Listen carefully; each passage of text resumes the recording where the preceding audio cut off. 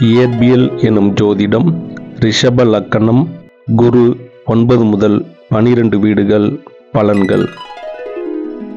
9ஆம் வீடு மகரம். குரு சம வீடு. குரு நீச்ச வீடு. பாக்கியம் அதிகரிக்கும். தந்தையின் ஆசிர்வாதம். வெளிநாட்டு வாய்ப்புகள். 10ஆம் வீடு கும்பம். குரு சம வீடு.